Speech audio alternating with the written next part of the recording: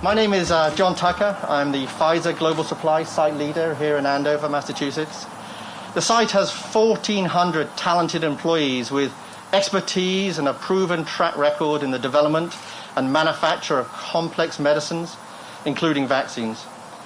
And importantly, we've started to manufacture the drug substance for our COVID-19 investigational vaccine candidate, which we are progressing in development with Pfizer's collaboration partner, BioNTech. Thank you to all our essential workers across the area for enabling us to continue our work during the pandemic.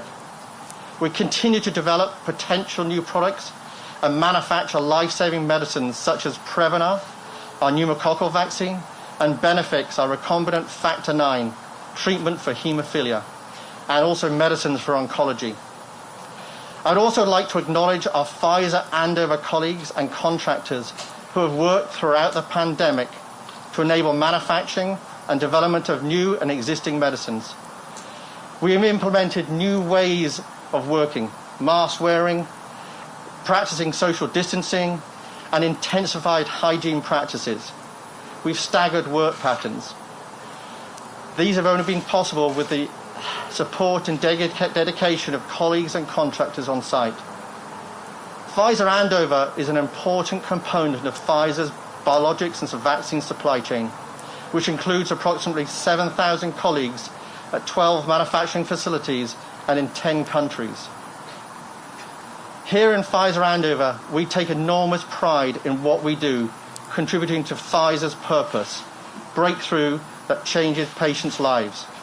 In the face of the pandemic, living our Pfizer purpose is more urgent than ever. Hand across to the Governor. Thank you.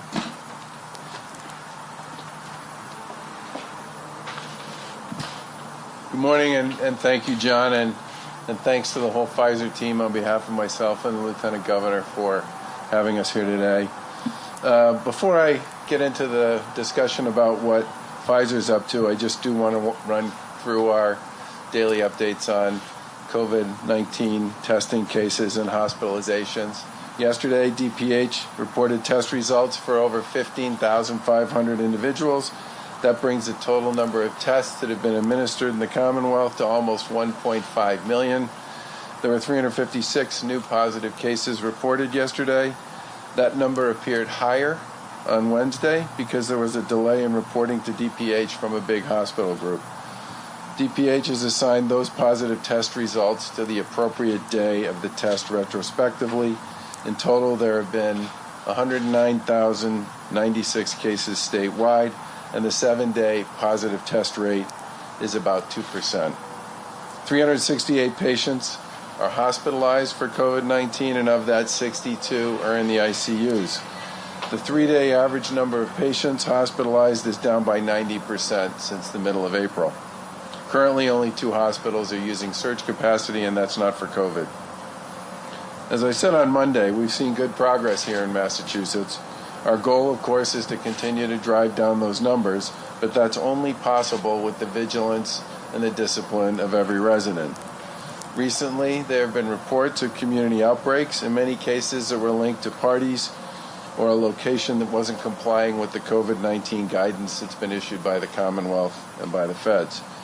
In many cases, people haven't been wearing face coverings or socially distancing. And the positive increase, we've seen a slight increase in our positive test rate as we've continued to expand our testing capacity. The reality of COVID-19 is it does not follow any rules. It can spread rapidly if people don't take the appropriate precautions. It's not taking the summer off, and we can't either if we want to continue to fight and contain the virus and keep our economy going. People in Massachusetts have worked exceptionally hard over the course of the past several months to get to this point. Our frontline healthcare workers, our small businesses, our individuals, our moms and dads, our brothers and sisters, our neighbors, to beat back this insidious and at times invisible virus and to get back to some degree of normalcy. To all our residents, I can't express this enough. Don't be careless or complacent. Wear a face covering, socially distance, and practice the good hygiene that has had such a big part to play in our success so far. Use common sense when it comes to visiting with family and friends under all circumstances. Observe the sector guidance that's been issued by the Commonwealth to ensure that your activities and your businesses are operating under the appropriate precautions. Until we have a treatment or a vaccine, I know you're working on that one, we have to learn how to continue to live with this virus. I can't stress this enough. We must do our part as individuals, as families, and as communities to prevent the spread of COVID-19. We'll obviously continue to analyze and produce data to see if there are adjustments that we can make, and we'll continue to trace and isolate every possible case. But these efforts alone won't keep the virus in check. People need to do their jobs with face coverings, distance, hand washing, and everyone thinking twice about what they're doing and how they're socializing with their friends, their family, and their neighbors. Now, with respect to Pfizer, Lieutenant Governor and I were up here a few years ago on the groundbreaking of this building, which is in fact where a big part of the exciting work that's being done to deal with COVID is taking place.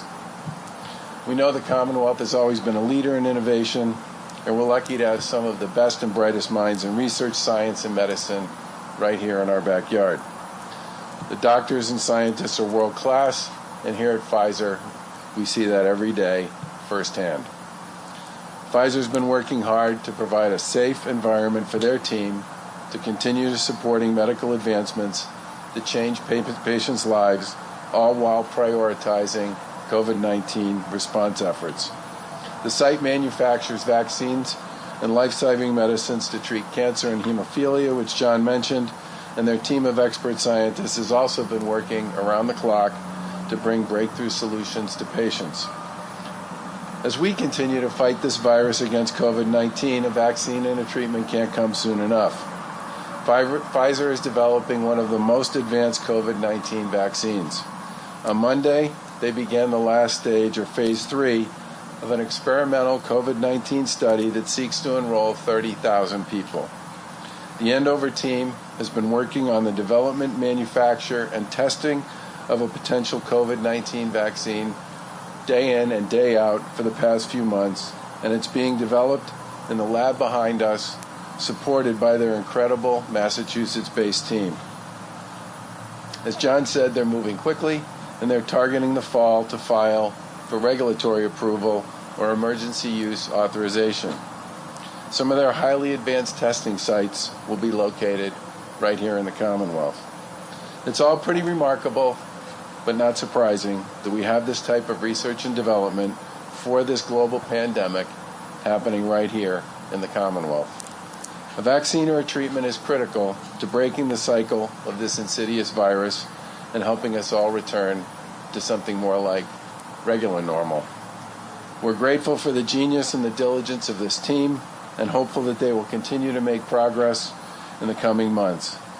On behalf of Lieutenant Governor, myself, the people of the Commonwealth, the people of this country, the people of the world, thank you for your leadership role in pursuing a vaccine to this insidious virus. I'll let Meg Rausch, the Vice President of Worldwide R&D, get into more details on the vaccine program. But before I turn the podium over, I want to make a short announcement to our residents about something that has nothing to do with this.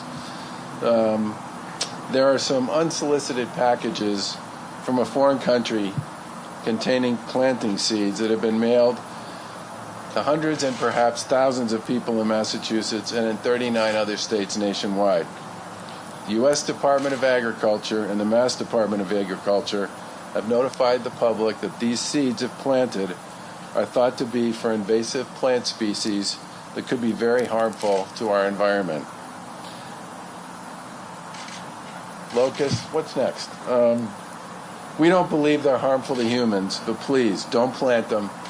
And if you receive one of these packages, please report it to the Mass Department of Agriculture. They have a form on their website for reporting. So far, around 400 packages of these seeds have been reported, and it's critical that they not be planted to protect our environment here in Massachusetts. Thanks for the opportunity to deliver that advertisement. And with that, I'm going to turn it over to you, Meg.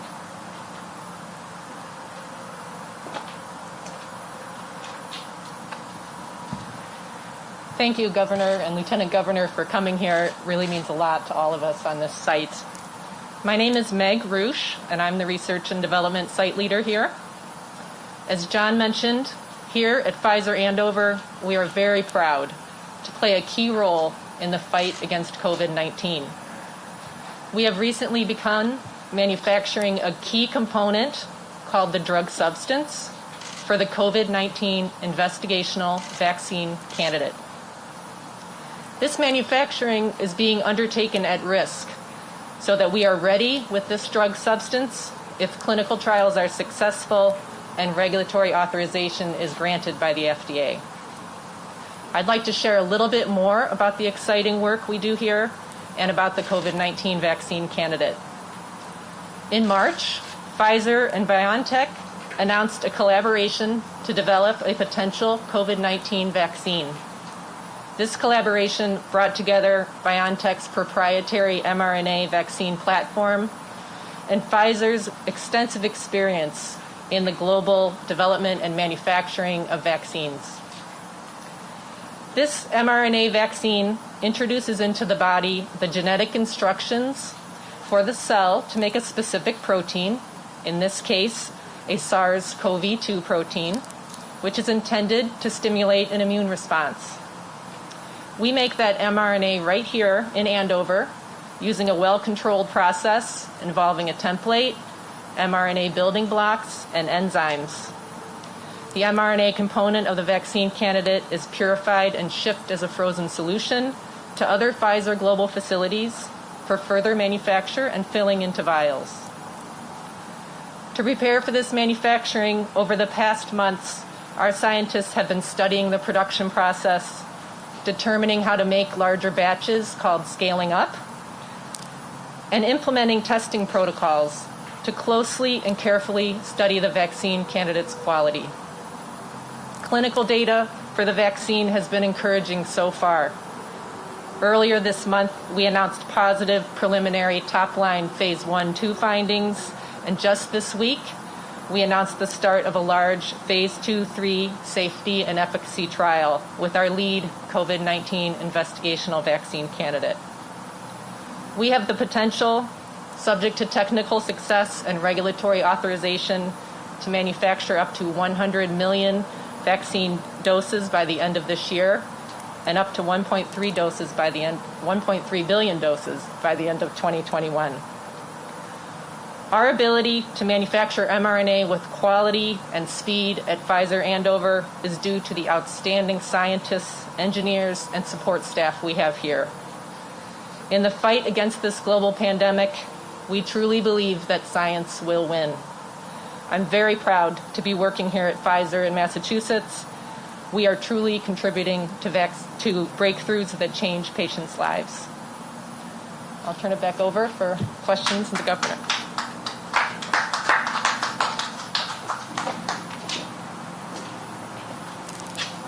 Questions on topic for these folks? I actually have a question for you, Meg, if you don't mind. Sure.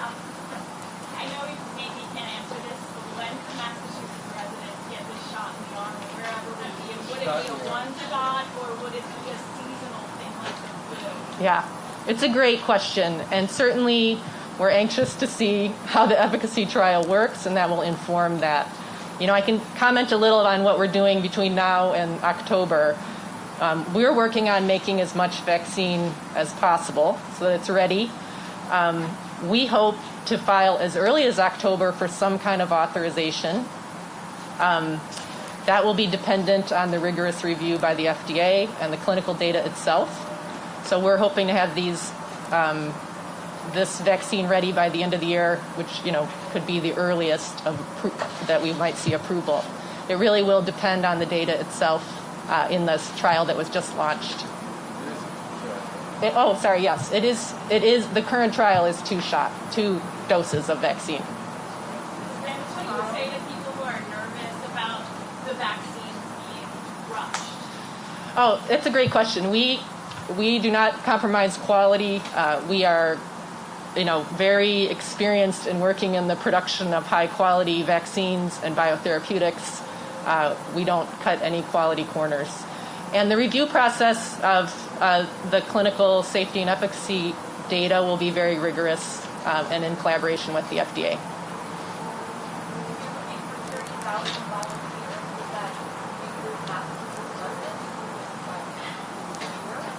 It's a great question. So the question was, are Massachusetts residents able to take part in the clinical trial? So the trial will be up to 30,000 patients, and the way to take part in that clinical trial is to go onto Pfizer's website, and you can see if there's a location near you. It's just started this week, and I'm not involved in the execution of the trial, but it's possible there could be locations. I will say I do think a lot of the locations are where COVID-19 is more prevalent.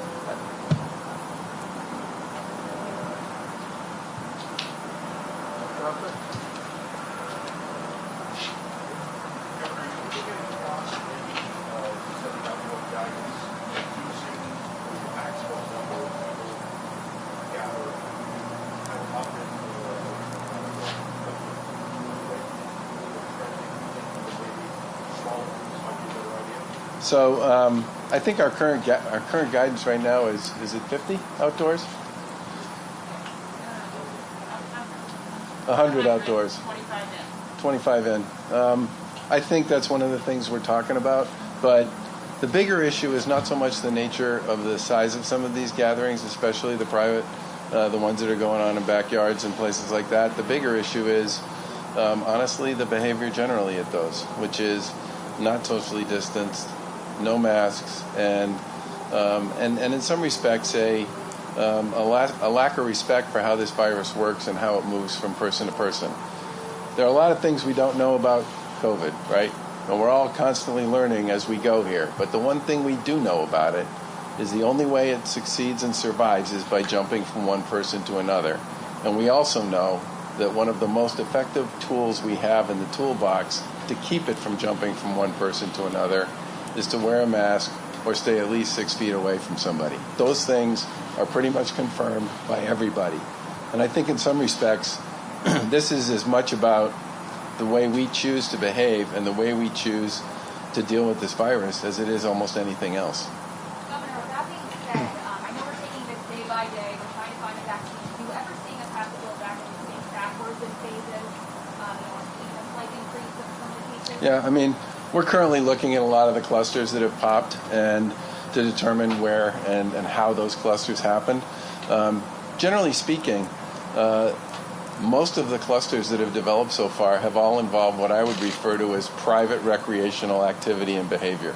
The employer community, for the most part, is maniacal about abiding by the guidance and the rules and the protocols that have been developed by the Commonwealth. And I think one of the points we're going to try to make to people as we talk about some of these clusters in more detail, which we'll do soon, is to recognize and understand that the weather may be nice and we may have a fairly low positive test rate at this point, but it is no time to let up on the basic tools that manage and support infection control. Most of the people here today are wearing a mask. I'll be wearing one if I'm not standing in front of this podium. We wore ones when we toured the building. If you walk around many neighborhoods in the Commonwealth, you'll see a lot of people. More than 70% of the people you'll see will be wearing a mask. You go into a restaurant or a supermarket or a retailer, you will see most of the time, most of the people wearing a mask.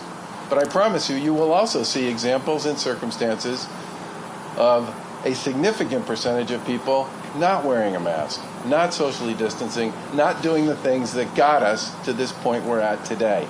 I can't express, I know it sounds like an old man talking to my children when I say this, but a big part of this is about the decisions and the behavior of all of us as individuals.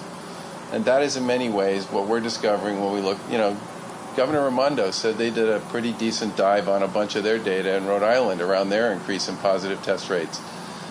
and she basically concluded that people were not paying attention to some of the basic guidance in many of their private recreational activities. And I have to say, based on what we've seen so far, I would say that's a very similar circumstance to what we have here.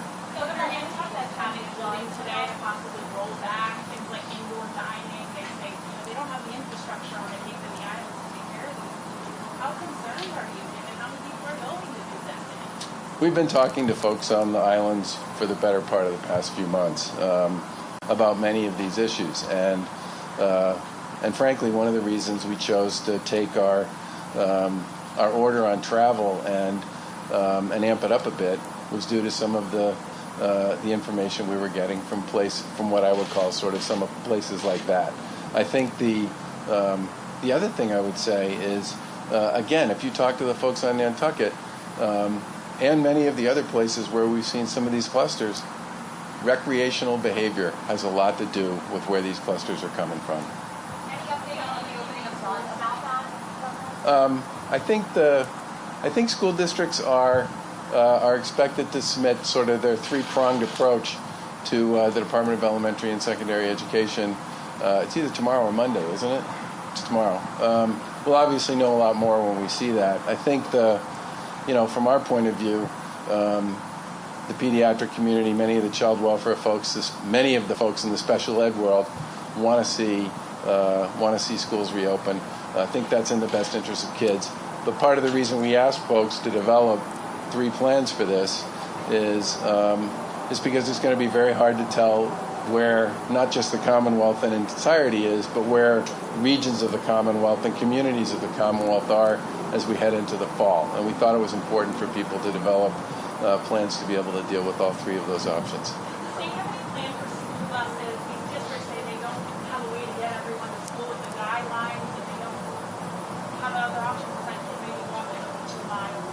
Is that something you guys are looking into? Yeah, I'd say 2 things about that. The first is, remember, we put more than $900 million, almost $1 billion out in federal money and some state money over the course of the past month or so to support community investments, including education, and the things they need to do to deal with the changes in operations that would be associated with COVID. We've got guidance out there with respect to transportation. We started having conversations with alternative transportation providers to see if some of them could step up and help communities where that would be necessary. But that's certainly something that we're going to continue to work with folks on to see if we can find solutions for. And I've said many times that, remember, some of this, when it comes to COVID generally, becomes a function of what we know at a particular point in time. And that's part of the reason why we ask communities to develop 3 approaches. Because it could very well be that districts open in the fall, they go back, something happens, a kid tests positive in the 3rd grade. We then need to be able to work with that community to make sure that we test appropriately to determine if it's 1 kid or if it's more than 1 kid, and then make decisions about how to deal with that after the fact. And I think the most important thing I can say about this is it's going to be important for people to follow the guidance with respect to what we know in other countries is working right now with respect to keeping people, kids and teachers safe. Our special ed community, which has continued to serve kids throughout this whole period of time with remarkably low infection rates, has a lot that they can teach us with respect to how to do this. And I think it's going to be important that we all continue to learn and recognize and understand that the answer to many of these questions is going to be an answer that gets developed by the real-world experience that we and other people have as we go forward. Governor, the legislature is staying beyond that time. Yep. First, the federal advice. Are you glad you're doing that? I think Lieutenant Governor and I get asked a lot about what we think the legislature should do. We recognize and understand that they'll kind of figure that out for themselves. I think the decision they made, so far the House has made the decision. The Senate's talked about doing it.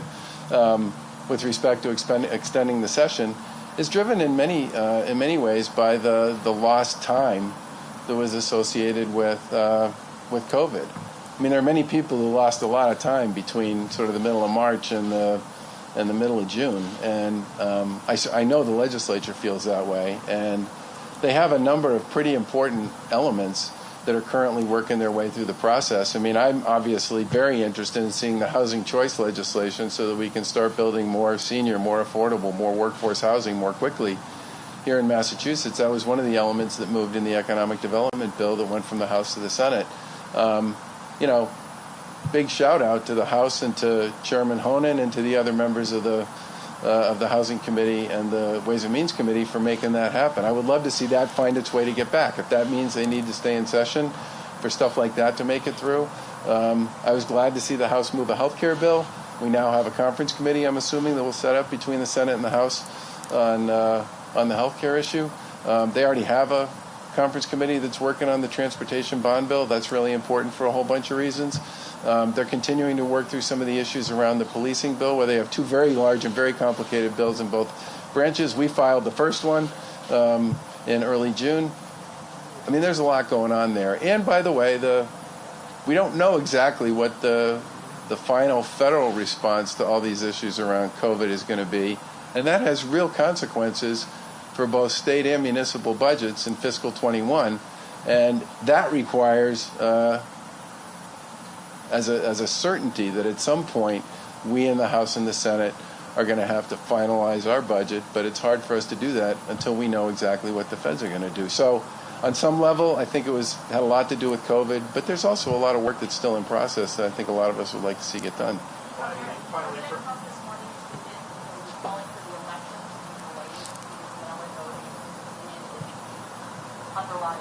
Yeah.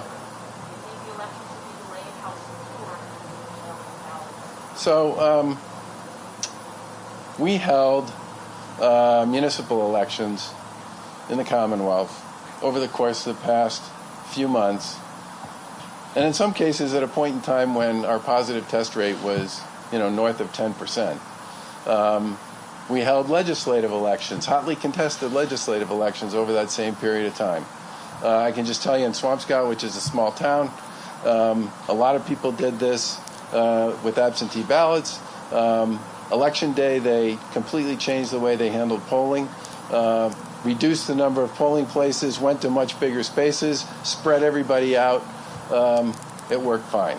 I think it's critically important that the election that is scheduled for the fall in September and November happen. And I think the legislation that we signed and that the legislature worked on earlier to make mail-in voting possible, especially for seniors and others who may have a particular predisposition toward illness, to be able to vote from home without having to go to a polling place, was the right thing to do. But I think, look, we've had elections in the midst of world wars. We've had an election in the midst of a civil war. We've had elections at many times in this country during terrible, awful circumstances. But elections need to happen, and there's no reason why this one can't happen when it's supposed to happen in September and November. Thanks, everybody. Thank you. And again, thank you to Pfizer.